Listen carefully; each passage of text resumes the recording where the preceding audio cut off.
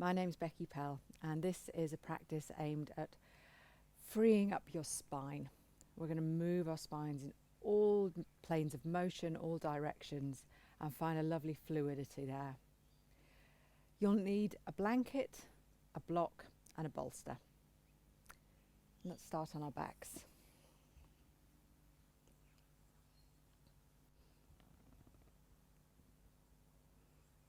And begin with your feet flat on the mat, hip distance apart, knees bent. And stretch your arms out wide.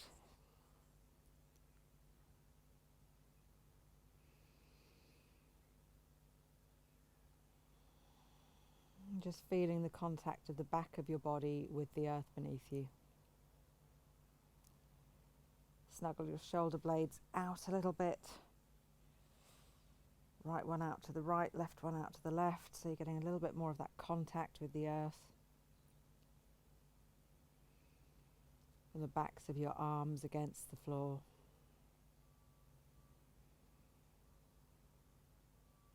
And feel that you can actually give the weight of your head to the support of the floor. It's quite common that even when we're lying down, we feel like we've got to hold on to our heads. Maintain some neck tension, and of course there's actually no need. So see if you can find a sense of giving the weight of your head more heavily to the floor.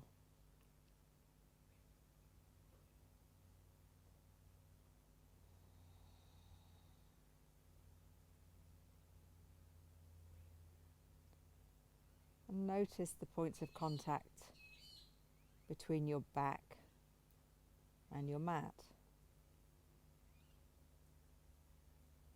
So there are places where there's quite strong contact. Back of your pelvis, shoulder blades. And there are places where there's space. The small of your back,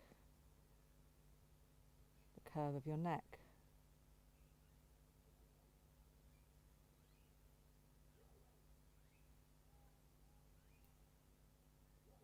And take your mind inwards and find that visual representation of the curves of your spine.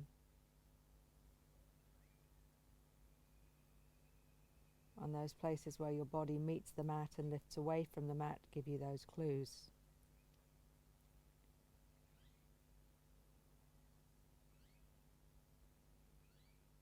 So you've got the forward curve of your cervical spine, your neck.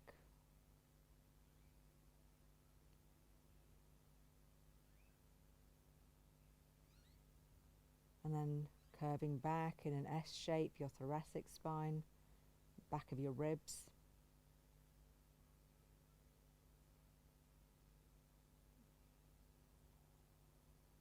And it curls forward again underneath your waist, top of your lumbar.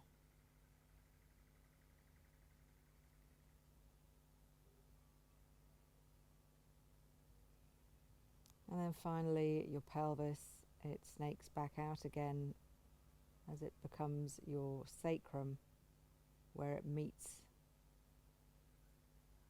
those wings of your pelvis, the iliac bones.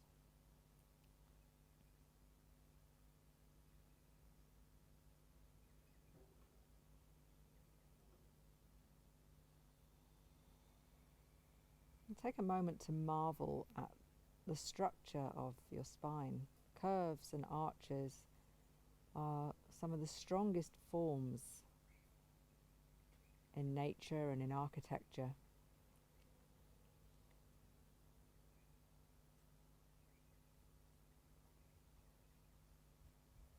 And your spine is not just one bone.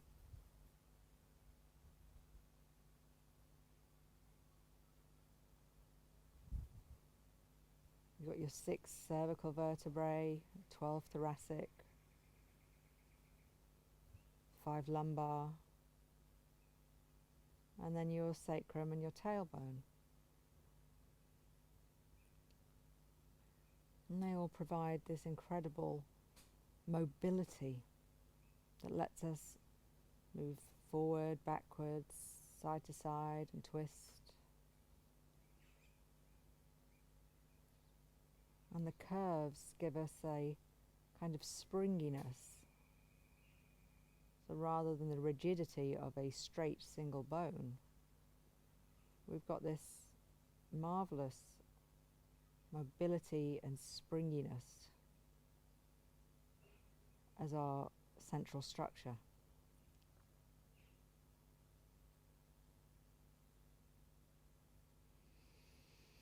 And bring your right hand to your belly and your left hand to your heart.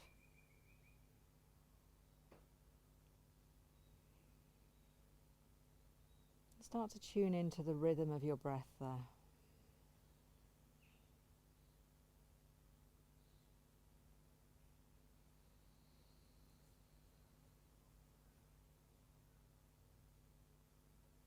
Without seeking to shape anything at this stage, just get intimate with your natural flow of breath.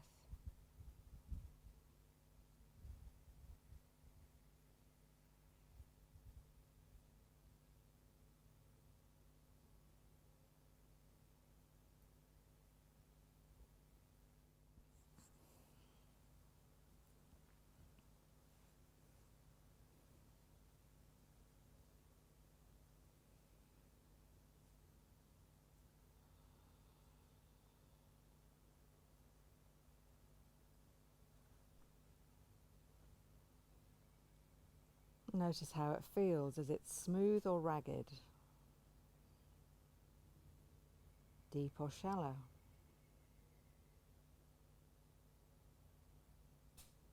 How fast or slow is it?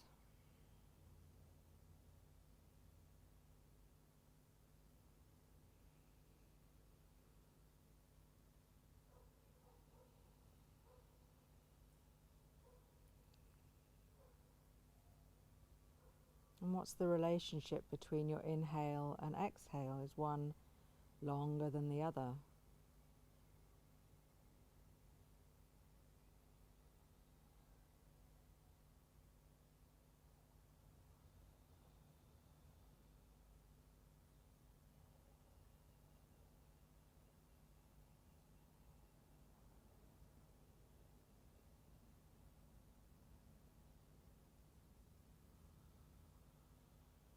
Can you notice those little pauses that happen at the top of your inhale and the end of your exhale?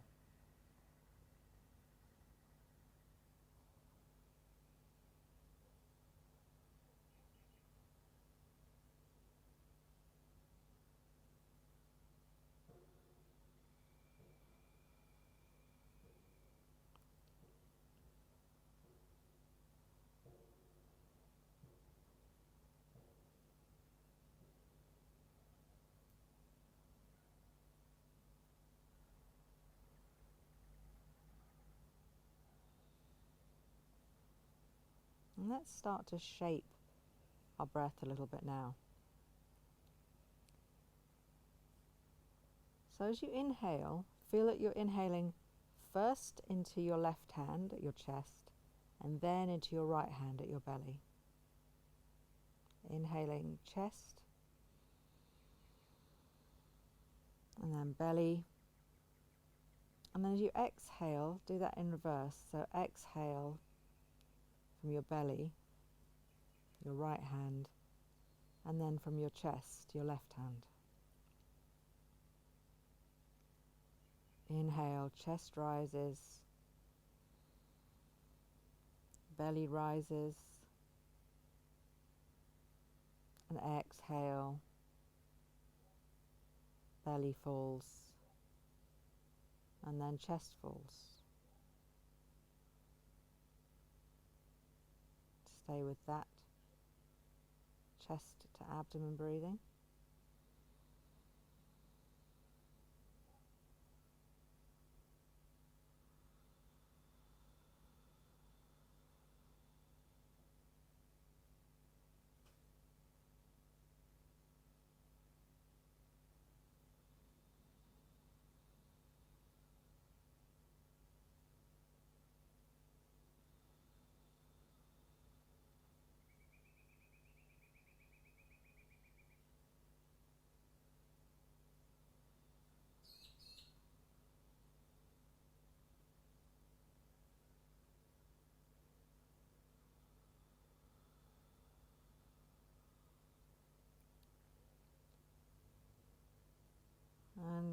add a count to it to bring your inhales and exhales to equal length. So inhale to a count of 4 and exhale to a count of 4. You can name the parts as you breathe into them. You can go inhale, chest, 1, 2, belly, 3, 4. Exhale, belly, 1, 2, chest, 3, 4.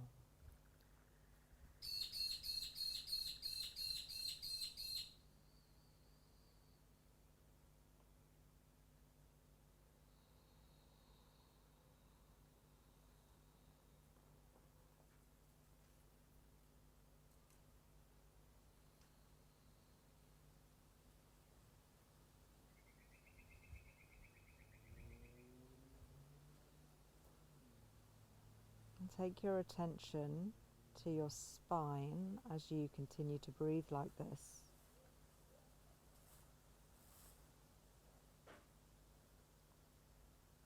And see if you can detect a very subtle movement.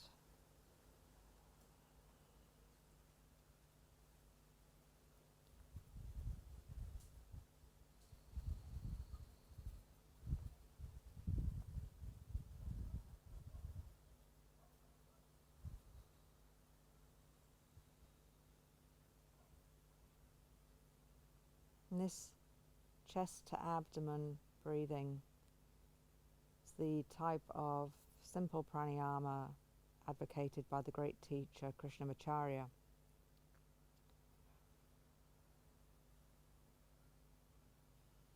Because it gives your spine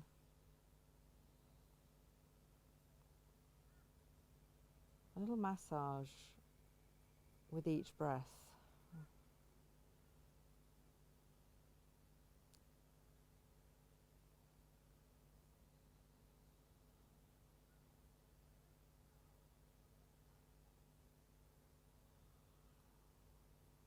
So even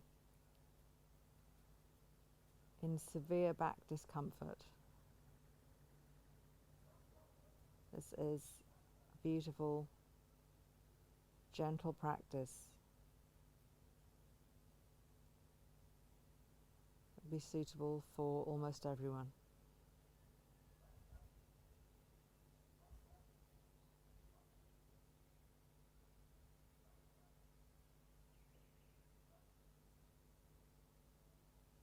Take a couple more rounds like this.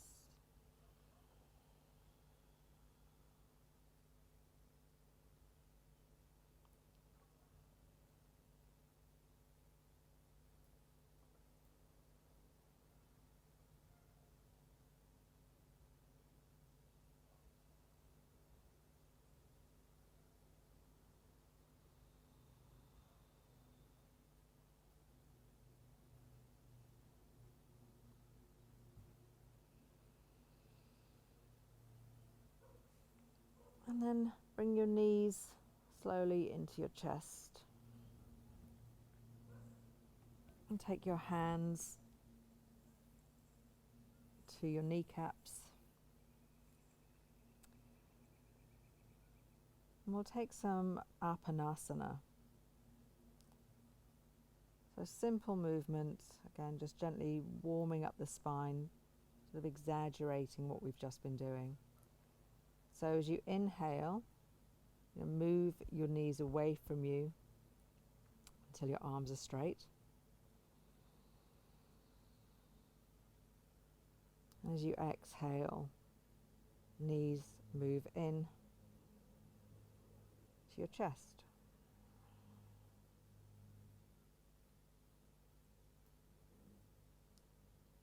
Inhale, knees move away. Staying with that chest to abdomen breath. Exhale, knees move in. And keep moving like that.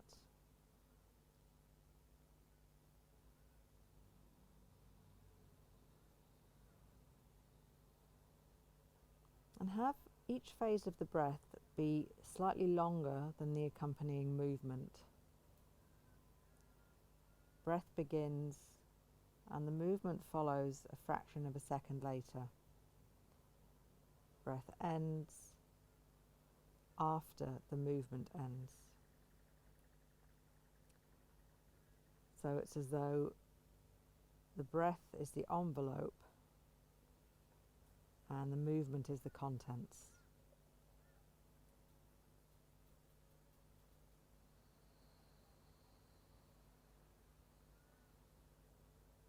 And if you find that you're running out of breath before you've got to the end of the movement, make the movement slightly quicker rather than straining your breath.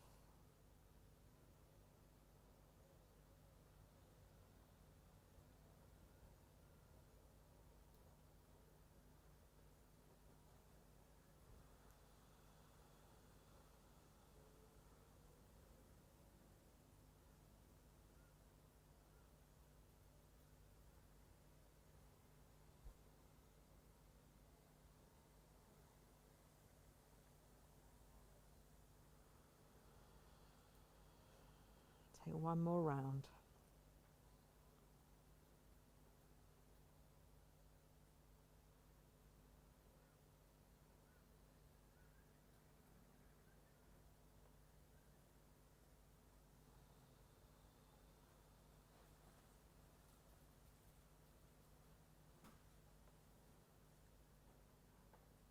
And then return your feet to the mat.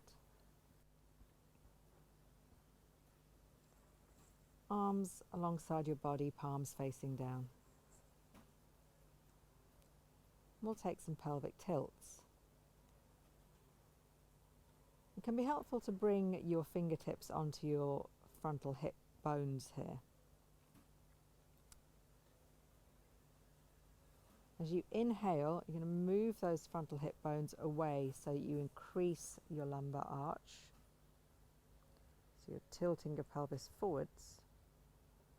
And then as you exhale, reverse that. Hip bones move towards your ribs. Your tailbone curls up off the mat. Inhale, hips move away, so you're creating space in the abdomen for your breath.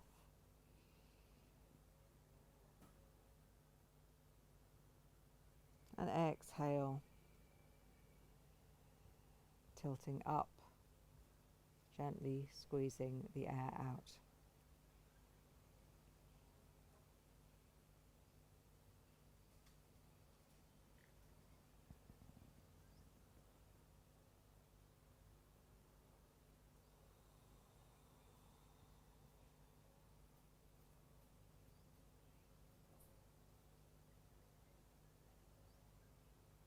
Again, breath begins, movement follows.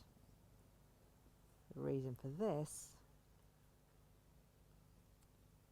is partly to encourage a fullness of breath, but also because it prevents the movement from becoming mechanical. It takes a lot more concentration.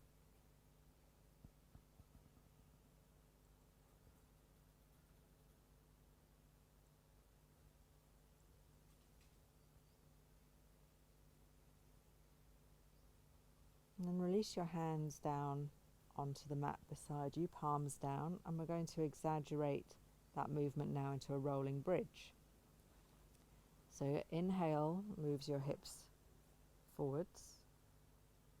As you exhale, tilt back just as you have been doing, but continue that as you press into your feet and lift your pelvis away from the mat, peeling up one vertebra at a time into a bridge pose.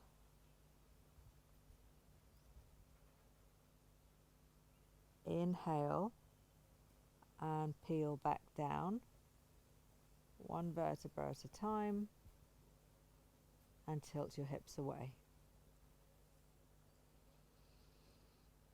Exhale, curl up, peel up.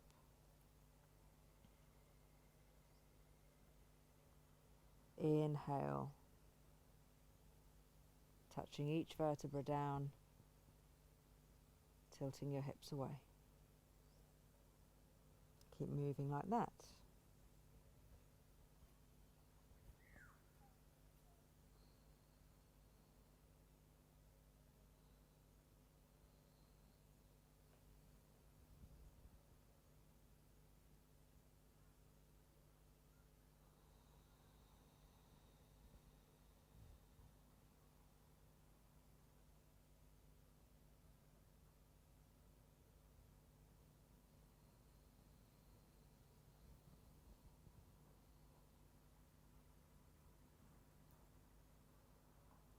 Take 2 more.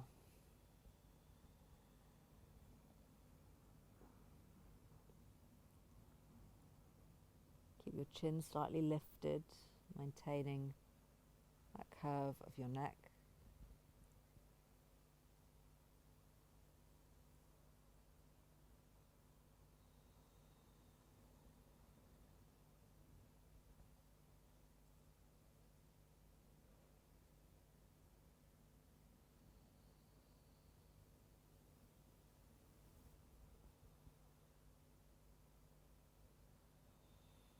And then return to neutral.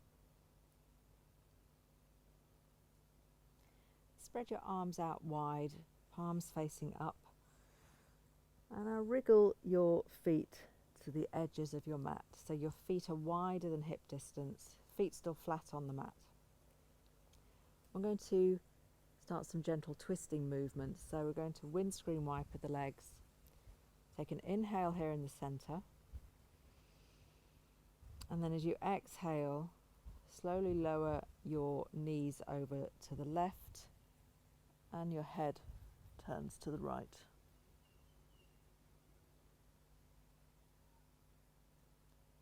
Inhale, come back through center. Exhale, knees to the right, head to the left. Again, finding a longer breath than the movement.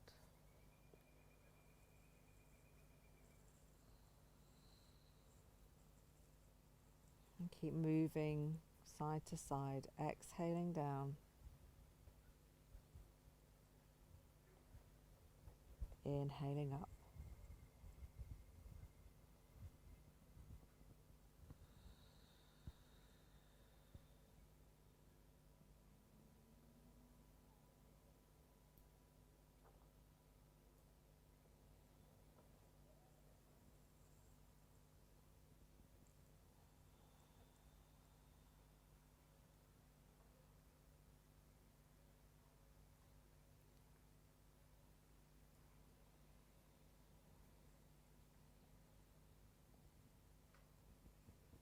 Start to notice if one side feels tighter than the other.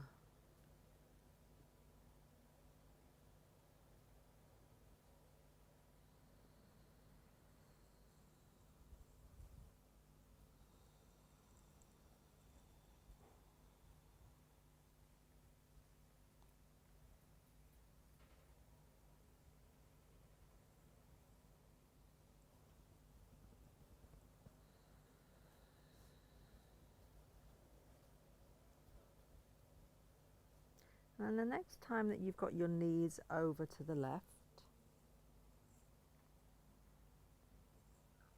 pause there. And turn your head to the right, or if you prefer, you can just stay with the back of your head on the mat. Take 5 breaths here.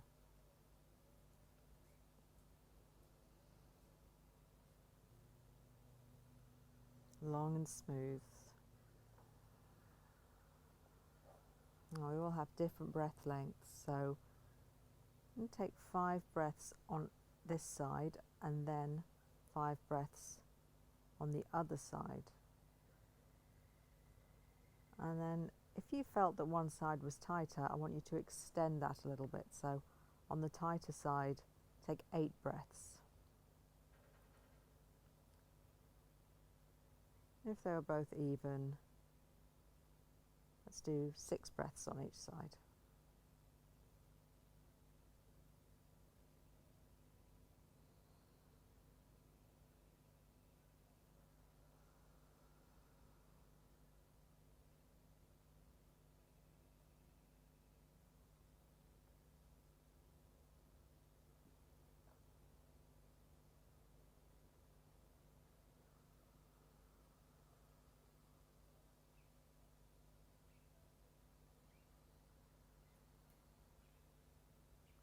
Breathing chest to abdomen.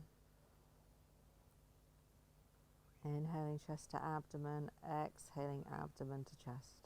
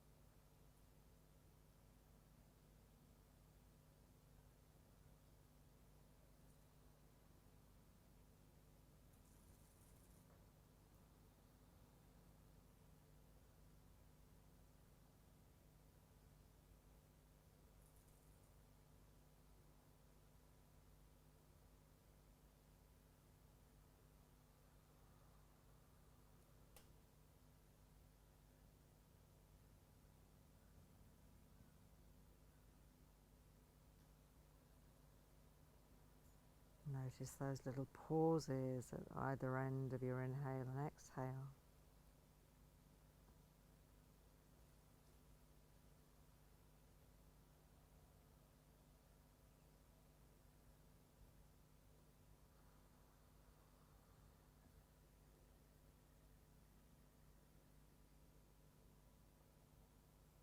And take your time, there's no rush.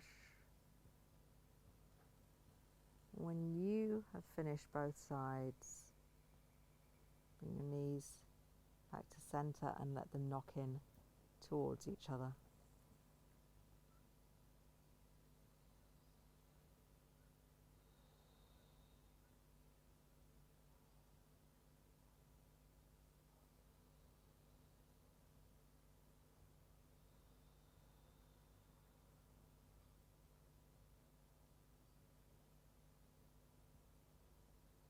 Take your attention to your spine, noticing any sensations.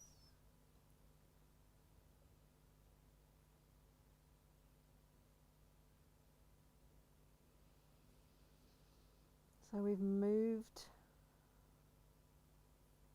into flexion and extension, so curling forwards, arching back. We've taken a gentle twist just then. Now let's find some lateral extension, some side bending. So straighten your legs out, send them out long.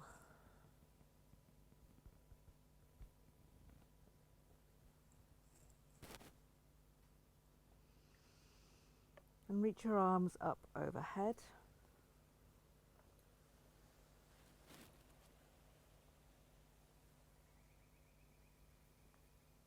Just take a long body stretch first, reaching into fingers, down into toes, having a little wriggle,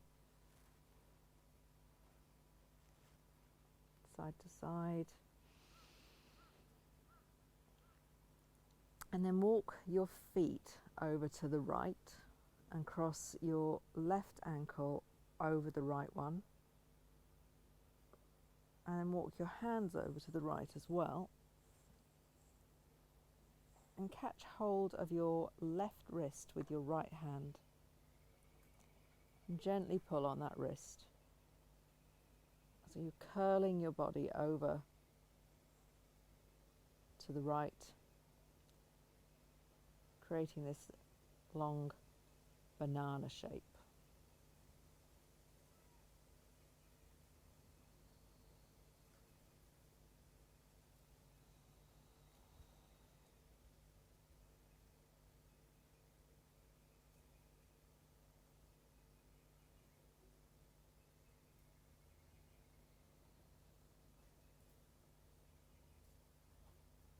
And picture your spine here.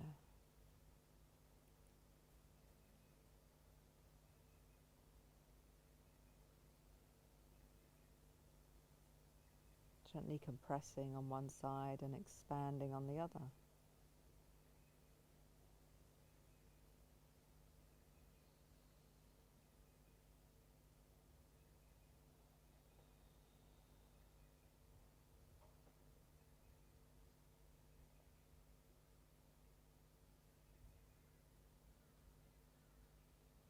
Feeling the breath in the left side of your body.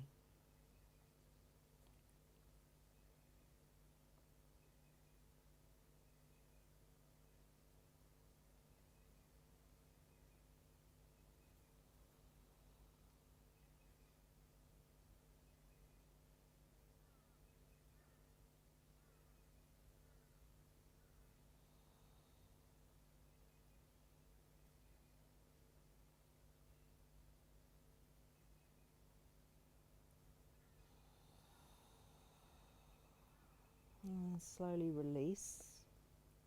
Walk your hands and your feet back to center. And let's take it to the other side. Feet walk over to the left and cross your right foot over your left ankle. Hands walk over to the left and your left hand catches hold of your right wrist.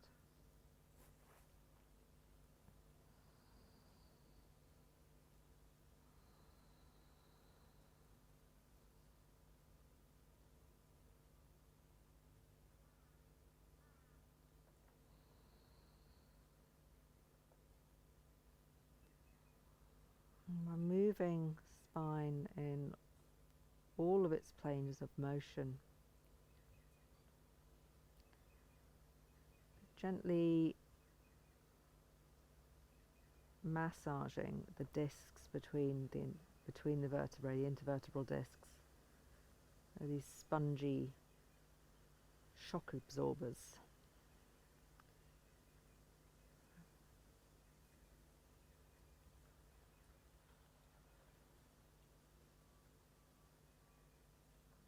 It's going to help them to keep mobile and hydrated, maintain their sponginess.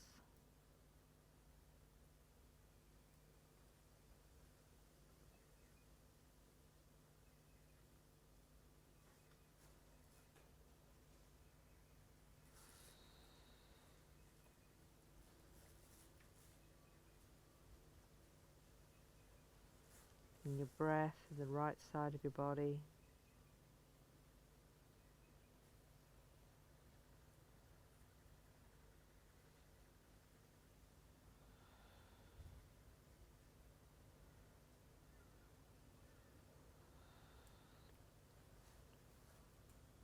And then slowly let's return to center. And hug your knees into your chest. Give yourself a big squeeze. Let your lower spine curl up and curl your nose up to your knees if that's comfortable on your neck.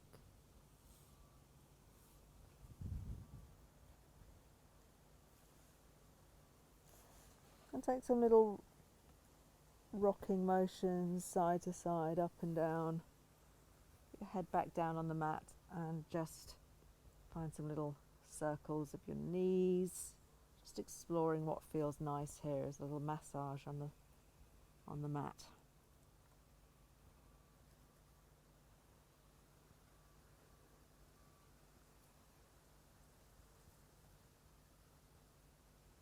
And then roll over to one side and make your way over onto all fours.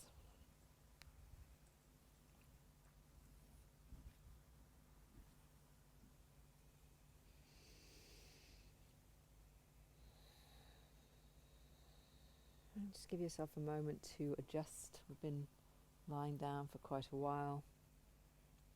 Give yourself a moment to adjust to being in a different plane.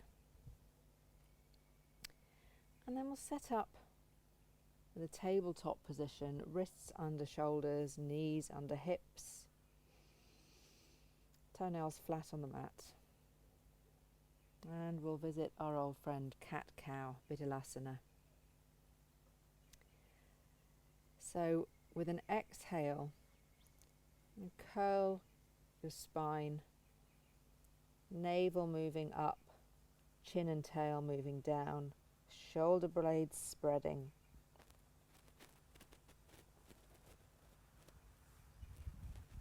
As you inhale, reverse that, reaching long with your chin, long with your tail.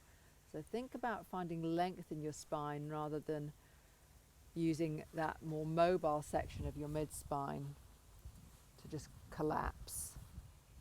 Think about length. Think about maintaining a little bit of integrity in your abdominal muscles, the transverse abdominis that run between your hip bones, to support your spine. And we'll keep moving between those two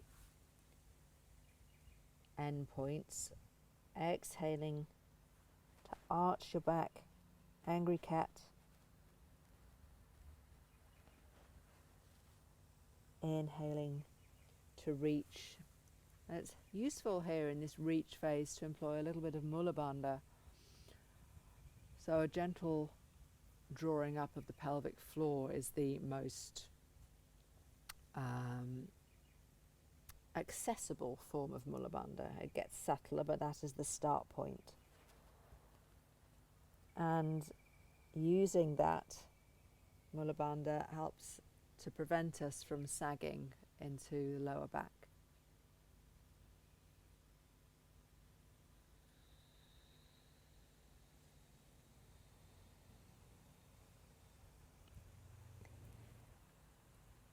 Again, your breaths are slightly longer than your movements.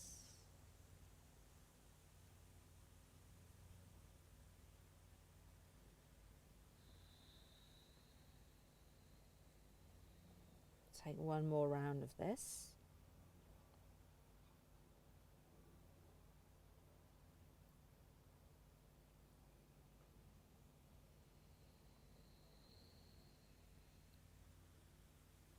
And then return to a neutral spine, tabletop.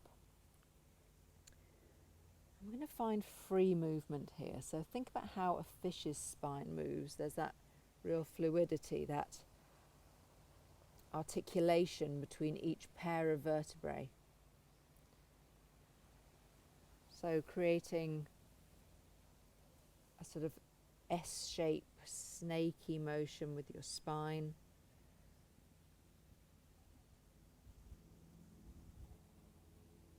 And then you can start to add on your own interpretations, your own expressions of what feels good in your body. So you might curl your ribs out to the sides more. You might move your whole rib cage around in circles, like a barreling movement. You might make figures of 8, moving your hips back to your heels.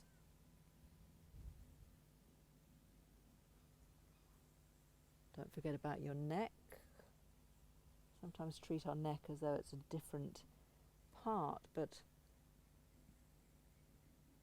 your neck is, of course, as much a part of your spine as the rest of it. The spine actually extends up to a point in your head in line with your ears, called the dens point, where it meets with your skull. So right from the very tip of your tail all the way up to around about the height of your ears is your spine. Housing and protecting, of course, our vital spinal cord, this super highway of all the neural messaging that enervates our entire bodies. And in the subtle body, of course, there's the sushumna running in correspondence, the central energy channel, the main nadi.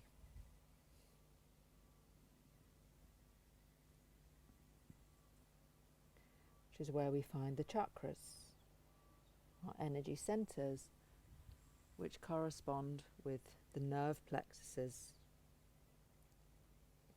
of the spinal cord.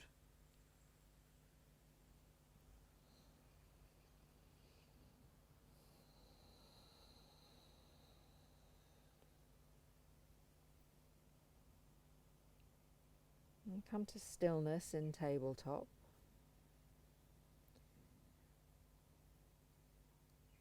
And then walk your hands forwards and start to bow your chest down between your arms, coming into Anahatasana, heart-melting pose, sometimes called puppy pose. And either bring your forehead to the mat or place a block under it if it doesn't come down far. And if it's okay on your neck, you can take your chin to the mat, but be very careful. Always listen to your body. Anything I'm suggesting is just a suggestion. Your body and your intuition are the real teachers.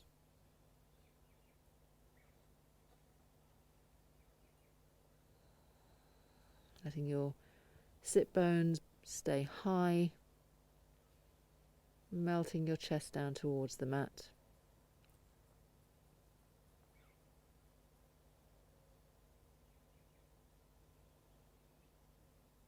And then on an inhale, rise back up. Slide your hands about halfway back in between the tabletop position and the Anahatasana position.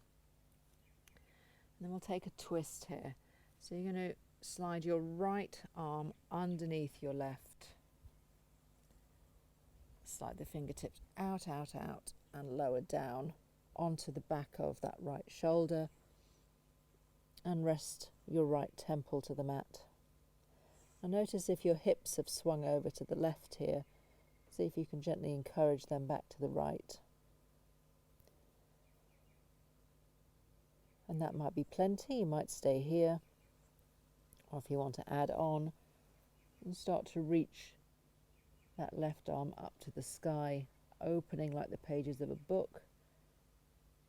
Finding a twist in the thoracic spine, around the back of your ribs. Smooth, even breath.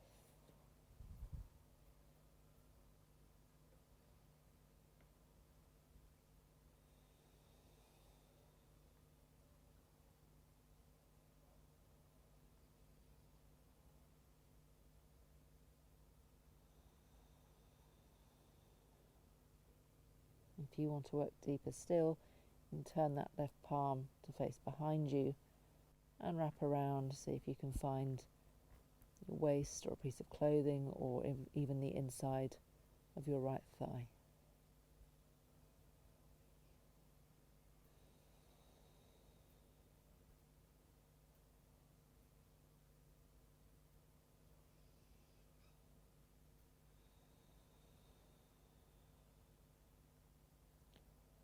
If you've taken a bind, release that. Bring left hand back to the mat. Press yourself back up. Return your right hand. And let's take it to the other side. So left arm threads through and then keep sliding the fingers across, across, across, across. So you can come down onto that left upper arm. Rest your left temple down. I'm not going to put mine all the way down because I've got my mic on that side. And then notice if your hips have swung over to the right. Can you encourage them back to the left? And then you have the option to reach that right arm up to the sky.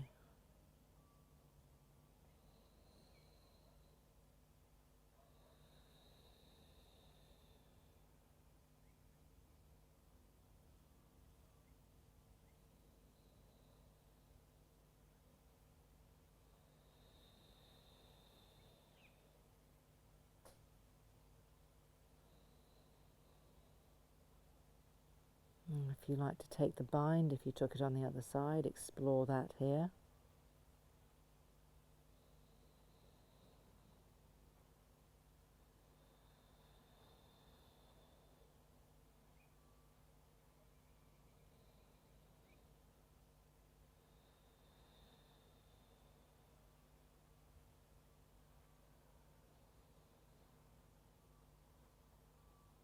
If you found the bind, release that now. Return that right hand to the mat. And slowly press back up to all fours. And lower your chest, bend your elbows, lower your chest down between your hands. Scoot your knees back and come down onto your belly.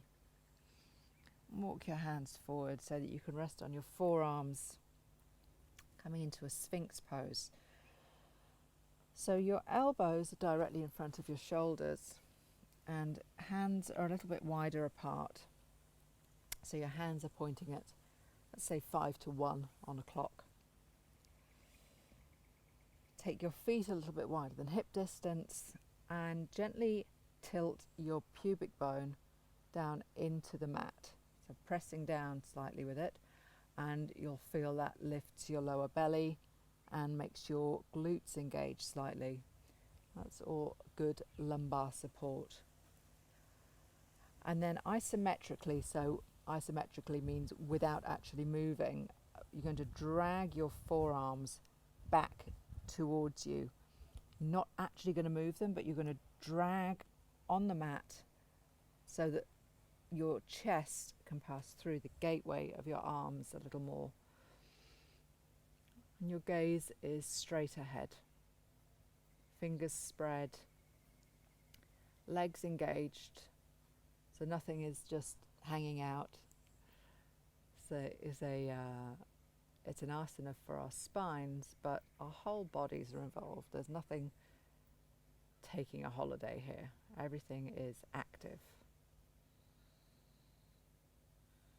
Find a little bit of that Mula Bandha as well. Lightly drawing up through pelvic floor. And feel how that aids further stability of your lumbar spine.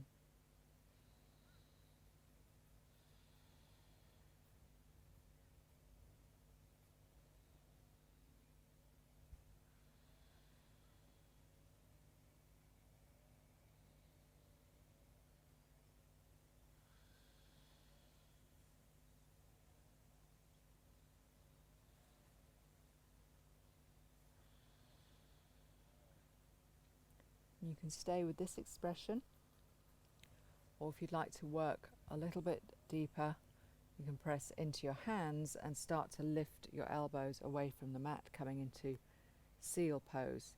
Make sure that your shoulders aren't collapsing in towards each other. Keep them rolling out, upper arms rolling out, pressing your shoulder blades into your back of your ribs and offering your heart forwards.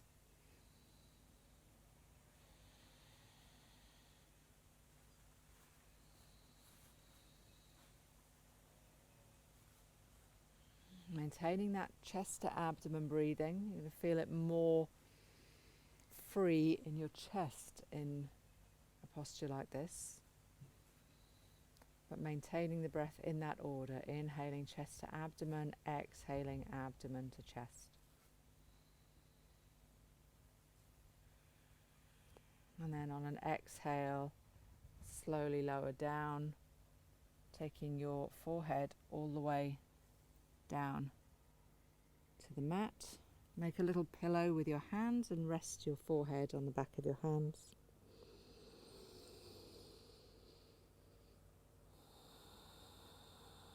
Release the tilt forward of your pelvis now.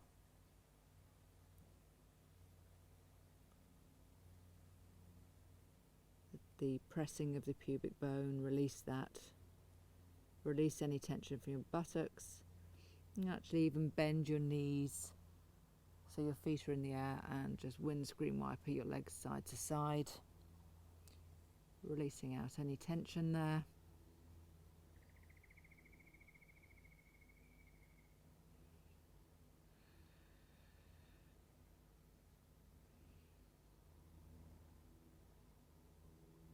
And then take your toenails back to the mat. Even a little bit wider than the mat can feel good.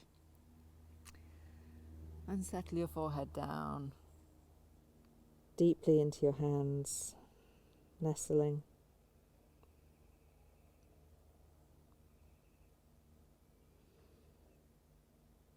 If it feels good, you can even extend your arms forward and rest your forehead all the way to the mat.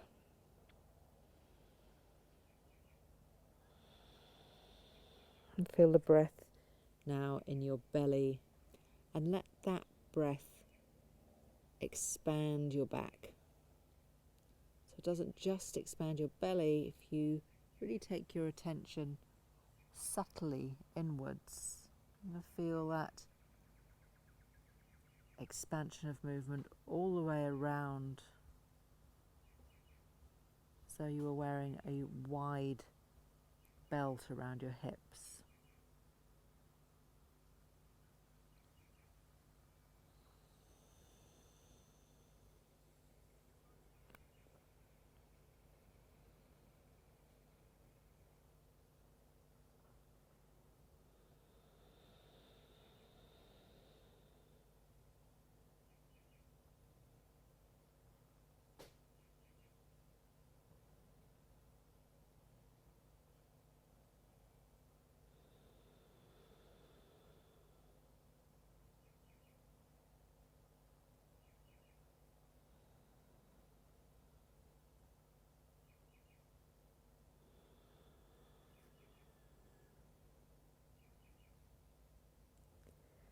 And then slide your hands underneath your shoulders.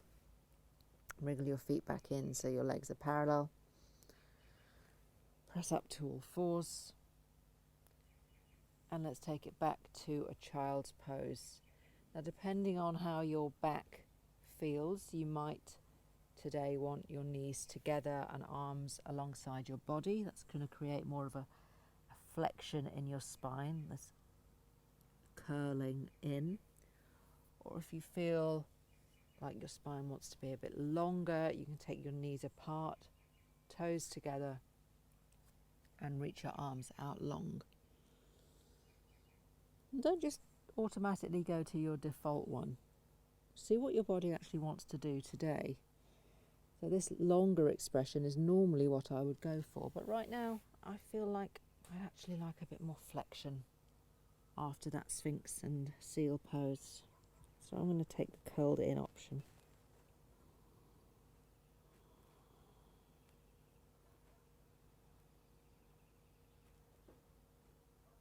Feel the breath in the back of your body.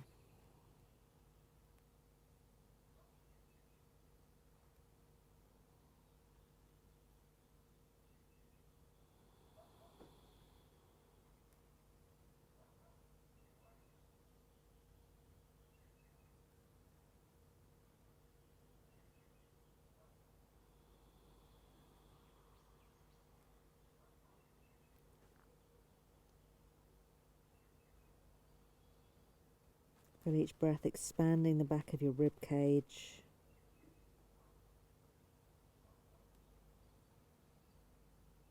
Expanding the intercostal muscles.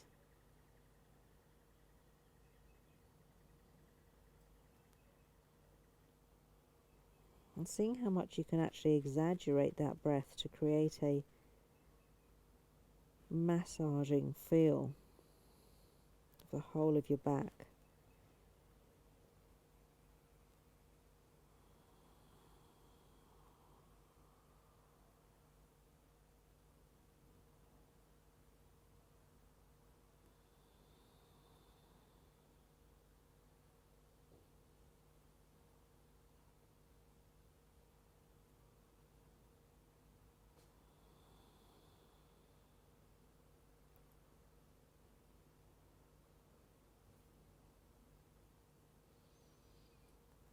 Take one more full round of breath here.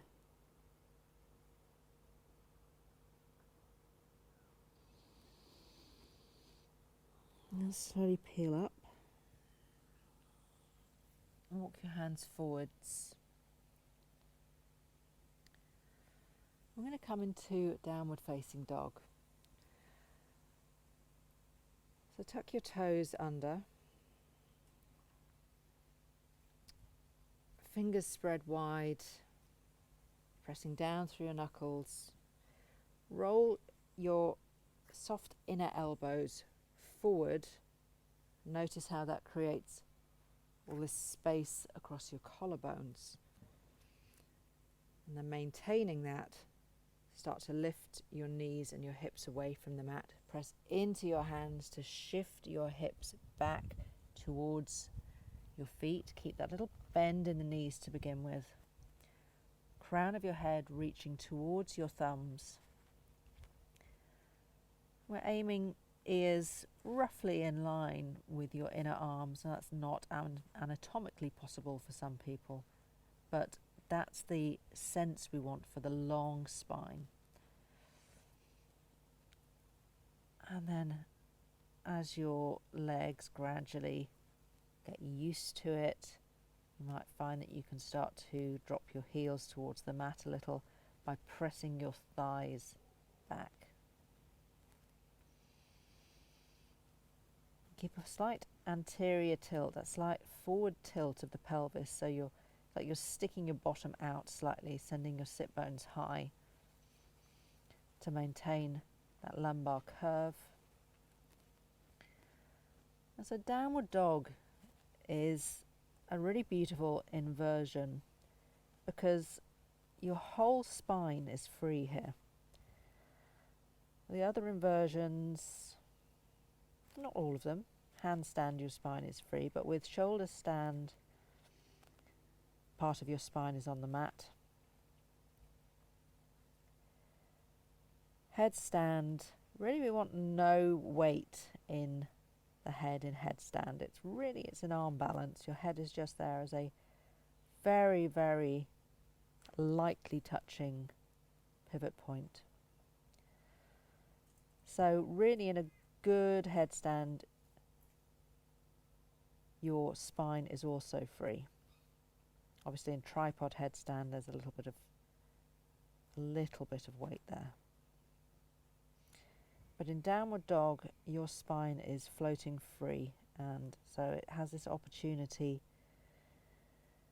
for a little bit of gravity reversal.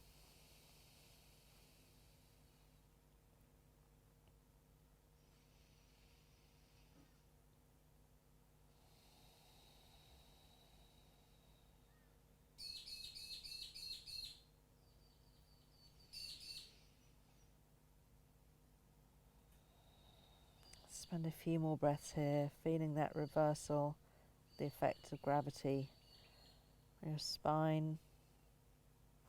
You're actually slightly taller in the morning when you wake up than you are at the end of the day because of the effect of gravity on your spine throughout the day. So it's really good to turn it upside down if you ever have the opportunity to be upside down in one of those anti-gravity hammocks. That's a wonderful way to reverse out and find a little bit of traction.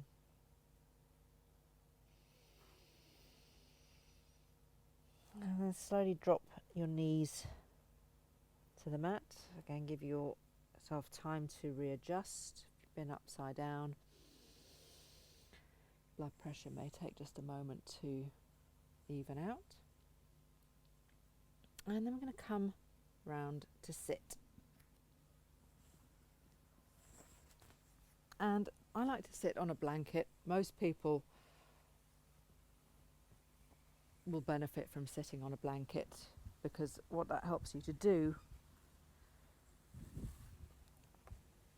is to again find that anterior tilt of the pelvis. So our pelvis in a neutral position is actually slightly anterior tilted, and that helps preserve this lumbar curve. A really good way of telling this is if you take your fingertips to around the waist area of your back, just above your hips. And then tilt your hips forward and back, and you'll feel how there's a trough that appears when you're tilting forward slightly and disappears when you curl back. That's a really good way to be able to tell if your pelvis is neutral. If that trough is there, if you're in a seated position, that's good. If the trough's disappeared, you need to prop yourself up a little bit more because you're slumping slightly backwards. So finding that little trough.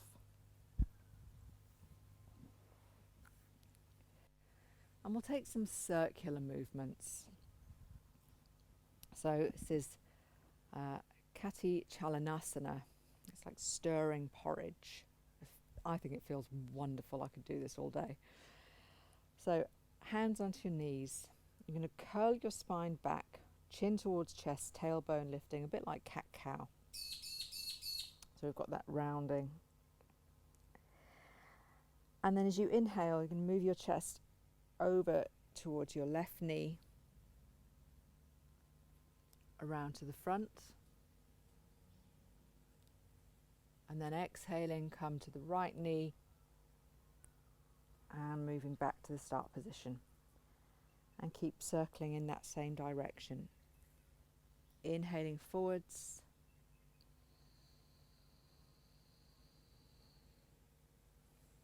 exhaling to come back, and close your eyes.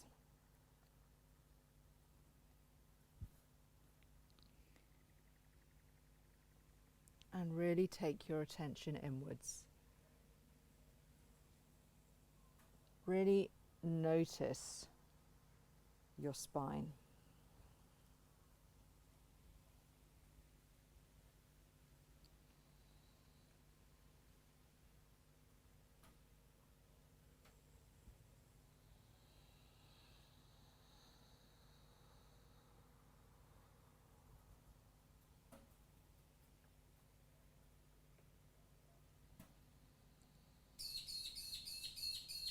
Take 2 more in this direction.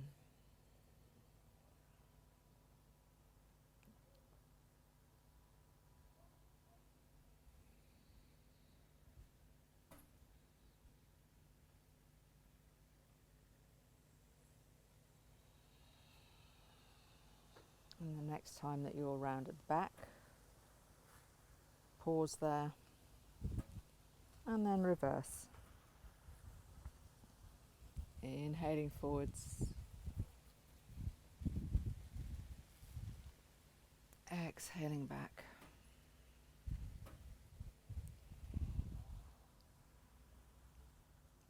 It's such a beautiful thing to do first thing in the morning.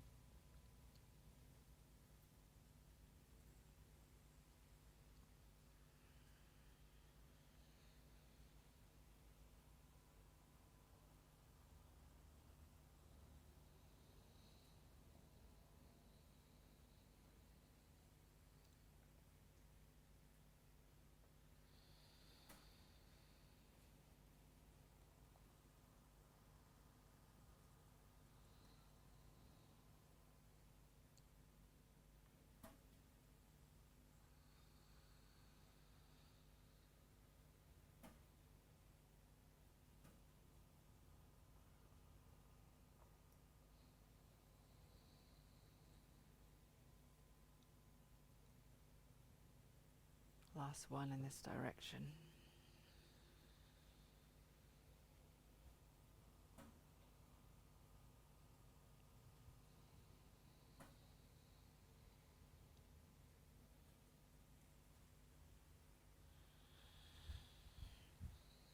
And then find an upright, tall spine.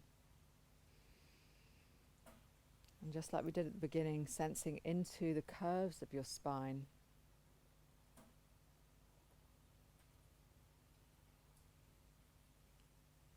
And feeling how your head rests on that spigot point. Spine reaching all the way up in line with your ears.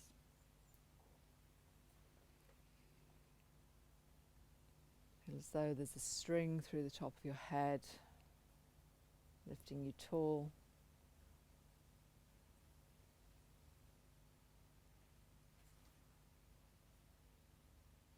Another good way to tell if you've got the optimal spinal alignment here is to simply turn your head side to side and notice how easy or not that is, in terms of, do you feel that you're having to use much muscular effort, or is there a sense of it spinning quite freely?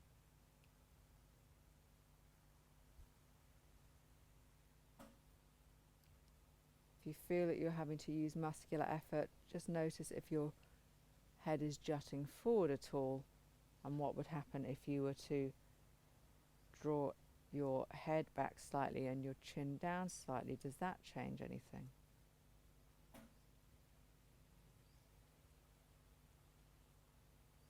And finding stillness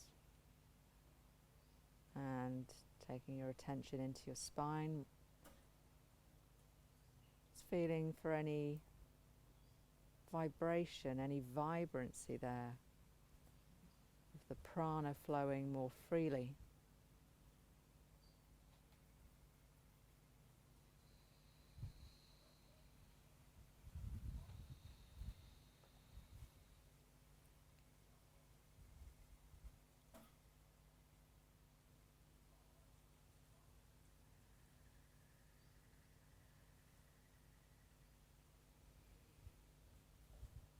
Blink your eyes open. Let's take some lateral extension again, some side bending. So take your right fingertips to the mat. Reach your left arm up to the sky. Take an inhale, reaching tall. And as you exhale, lean over to the right. And press into that right hand. You can actually move the hand a little bit further away if you like, if that helps you to create more of a kickstand with the straight arm, to find weight in that left side of your pelvis. And lift that left side of your chest to the sky, so you're keeping the movement lateral rather than collapsing forwards. And we're looking for that opening up of the side body like we did in that banana shape. Notice if that left shoulder has crept up round your ear. Can you slide your left shoulder blade down your back and notice how that frees up space in your neck?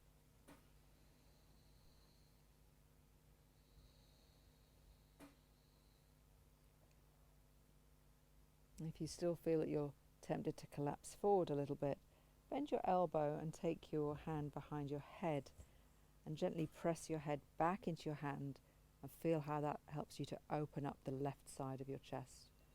Feel how it opens up your left armpit.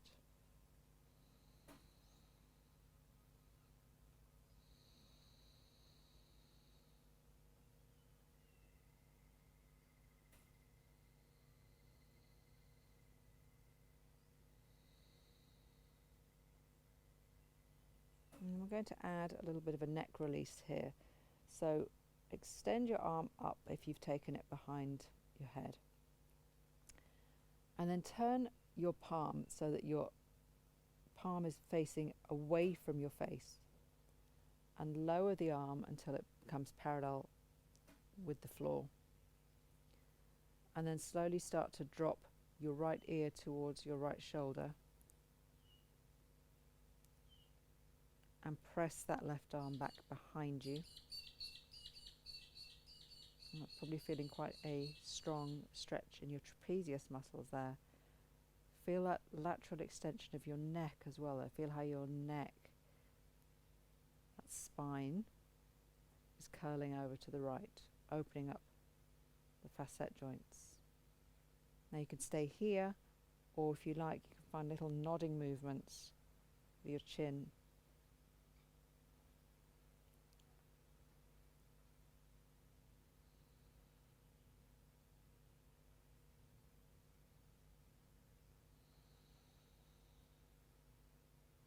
pausing in any sweet spots.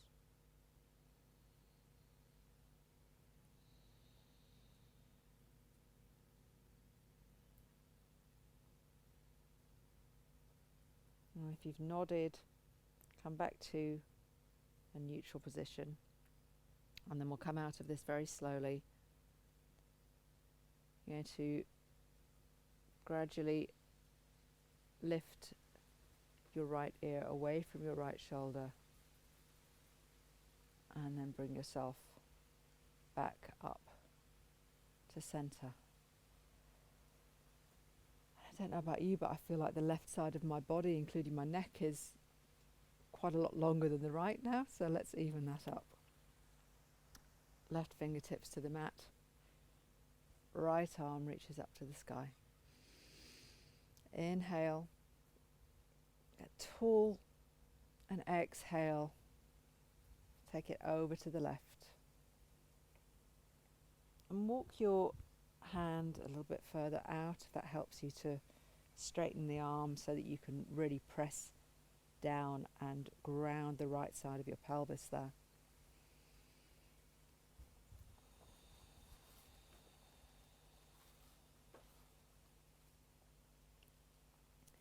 Notice your shoulder as it crept up.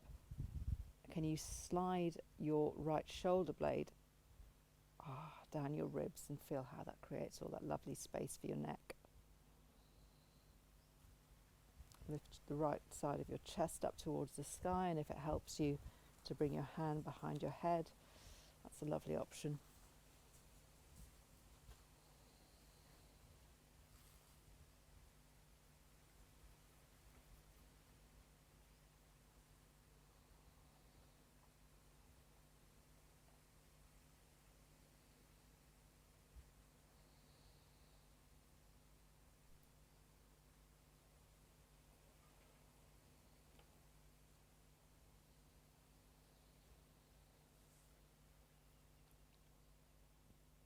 And then let's take the neck release. So right arm reaches up to the sky, palm turns behind you,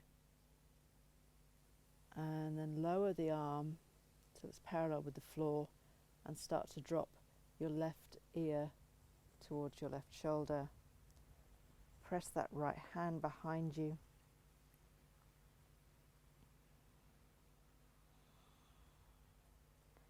And option to find those little nodding movements.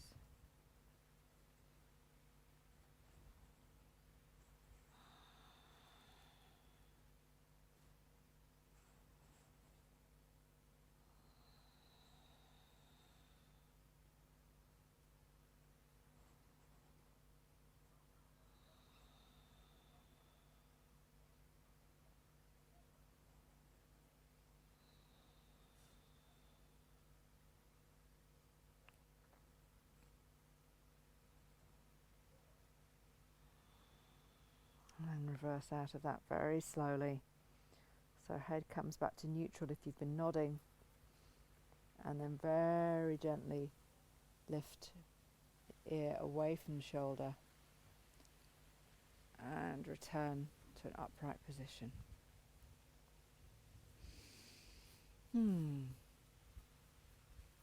Let's take a simple twist. Inhale, sitting tall.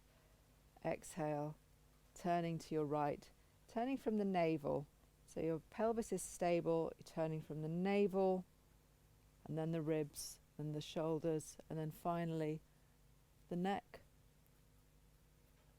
Left hand to right knee, right fingertips behind.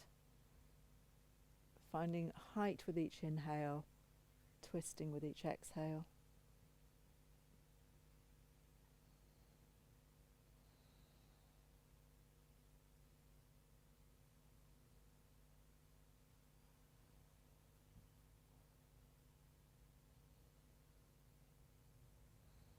Inhale, look forwards. Exhale, release, and let's take it around to the other side. Exhaling. Pelvis steady, turning from the navel, ribs, shoulders, and neck.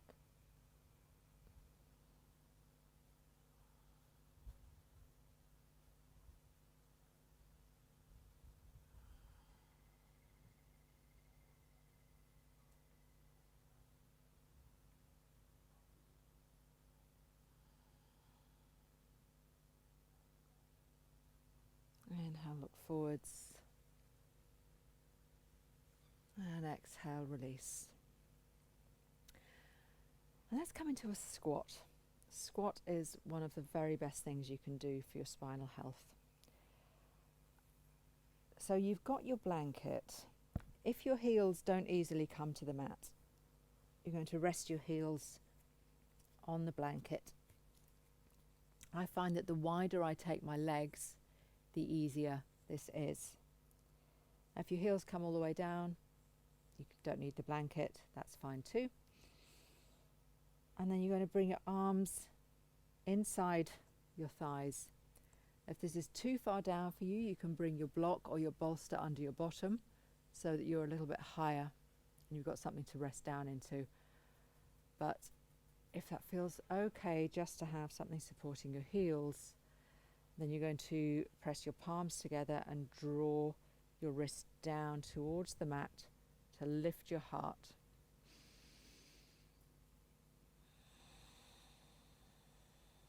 And you may find as your body settles into it, and over time, you can do away with the support of your heels.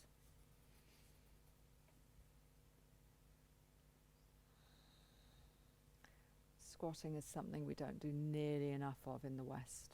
It is one of the very best things for your body.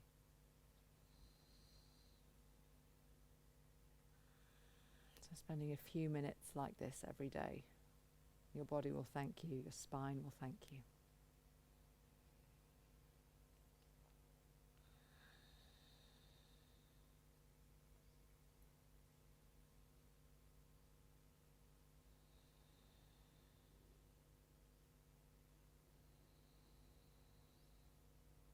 Reconnecting with that chest to abdomen breath.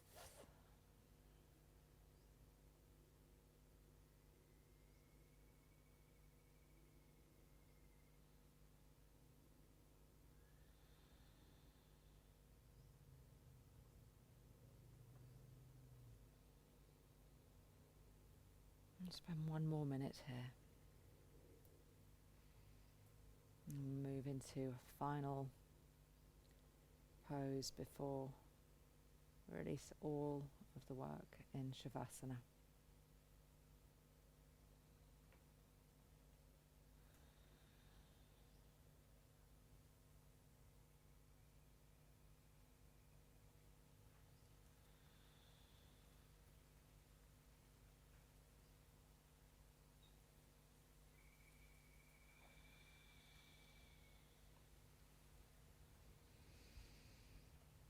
And release your hands, take your fingertips to the mat. Start to straighten your legs, so you just come into a standing forward fold, just briefly, just to stretch out your legs. Let your upper body dangle down again, so we've got that nice traction, that freedom of the spine once more. In the inversion.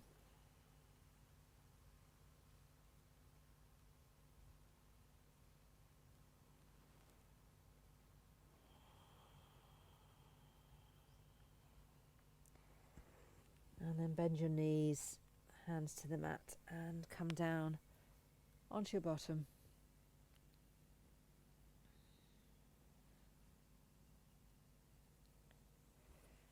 And all the way down onto your back. And you might like to have a bolster handy. I'm going to come into a spinal twist.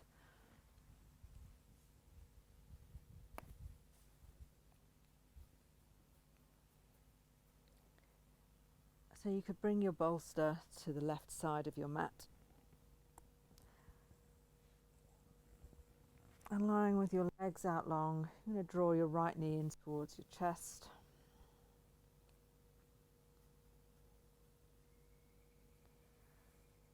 And then extend your right arm out and draw that leg across your body and land it on the bolster. Now, if you don't need the bolster there, of course, you can move that away.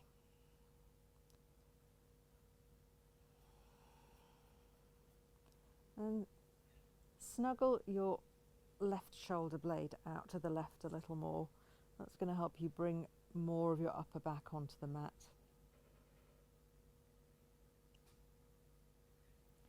and just help to maximize that twist.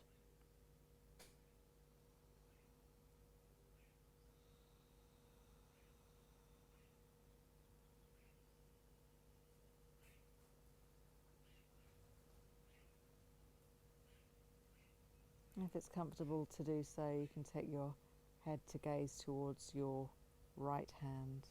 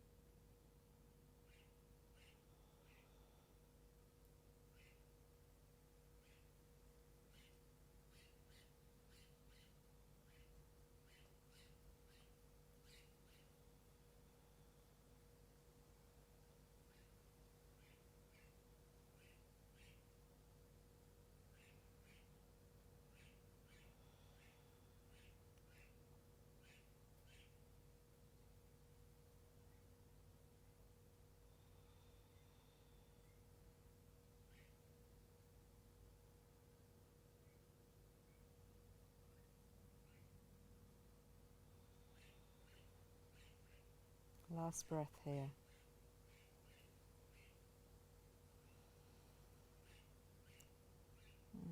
On an inhale, slowly bring yourself back to center.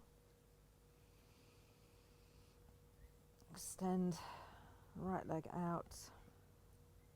And if you're using the bolster, roll that across to the other side. Left knee into your chest. And then left arm out wide and cross that right knee across your body to land on the bolster, or not.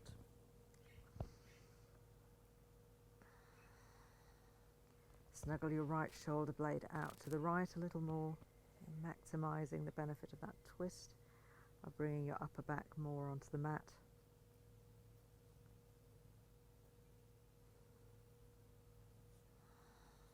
And turn to look towards your left hand if you wish.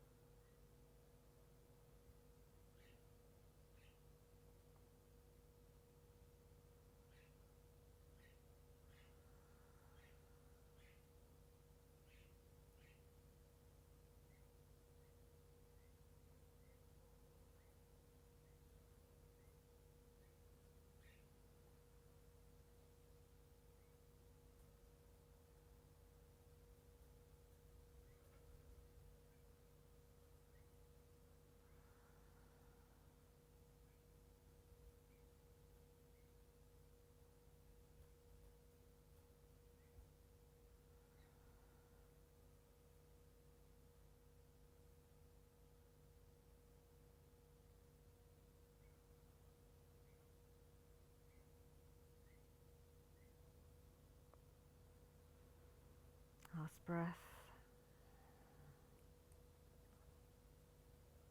And then inhale, release yourself back to center. Let's take a throne-like Shavasana. So bring your block to the head end of your mat and rest your bolster, the far end of your bolster, on that block. And then your blanket to the top of the bolster, and make a little roll with the near side of your blanket, and your neck's going to get supported by that roll. And snuggle the back of your pelvis up to the bolster and then move it away a little bit, so there's just a little gap, so there's not too much of a strong back curve. And then you're going to drape yourself back, bring that blanket so that the roll is underneath that curve of your neck.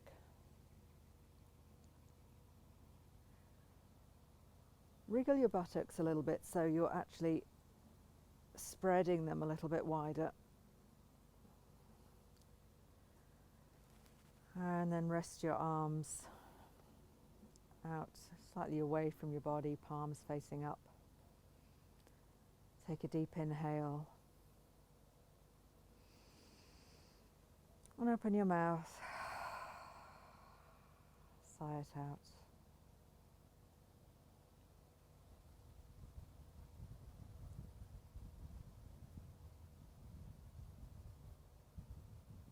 And let your body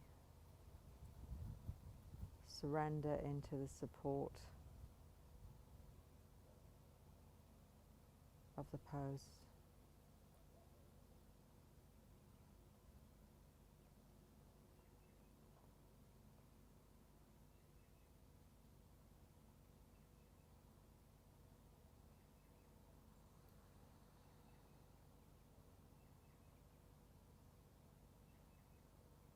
Release some more shaping of your breath now.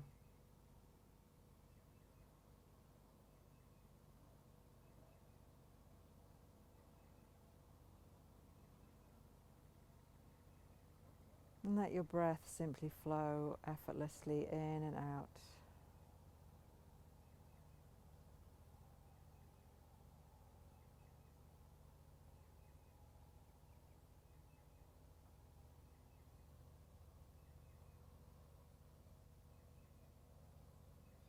Let yourself be breathed.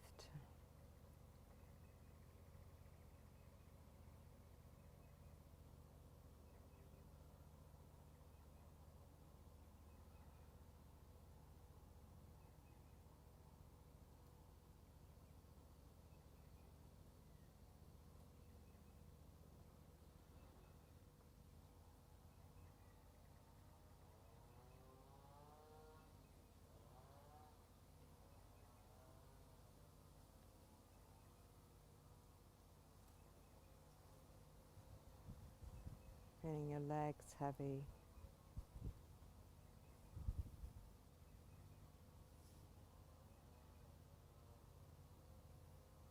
Arms heavy.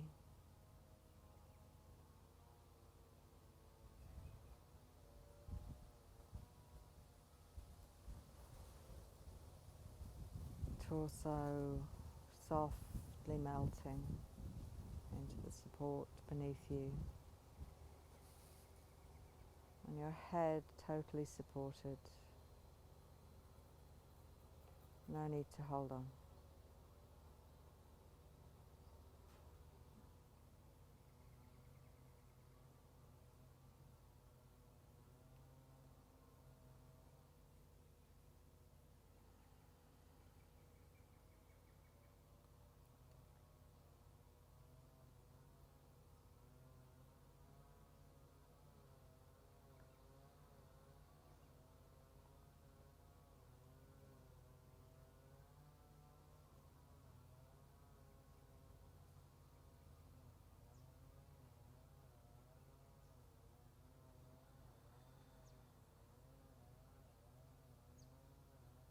No need to hold on to anything now.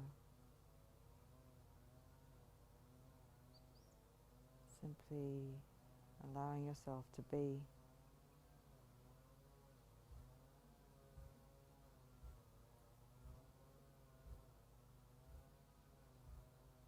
To take rest.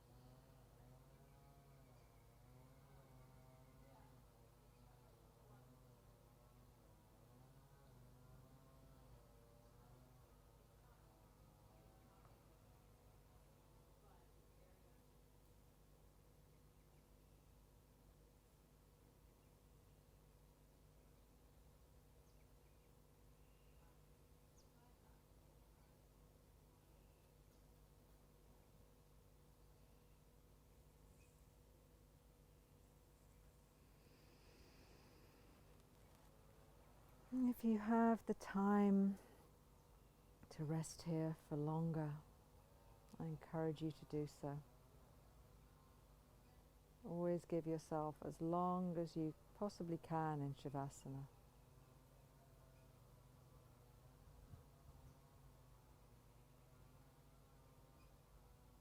If you have the time, take the time. We are now at the end of our practice together though, so you start to wriggle your fingers and toes and find some movements in your arms and legs. Bend your knees, feet flat on the mat, and draw your knees in towards your body.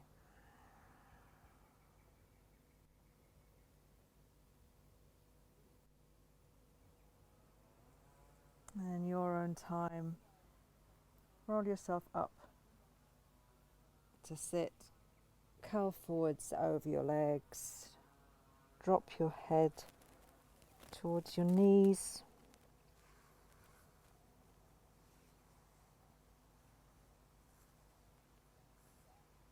Give yourself a moment to readjust to being upright.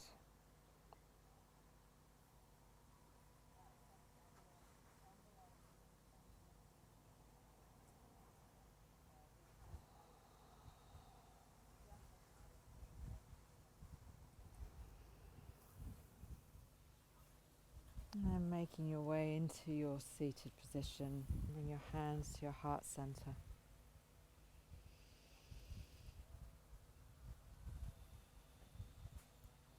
Take a deep inhale. Offer it out through your mouth. Bow your head in gesture of gratitude to yourself for making this time to take care of this incredible piece of biology, this incredible spine, this incredible body, and to take care of your energy, your mind, your spirit, your connection with something greater than yourself, and our practice of yoga. Namaste.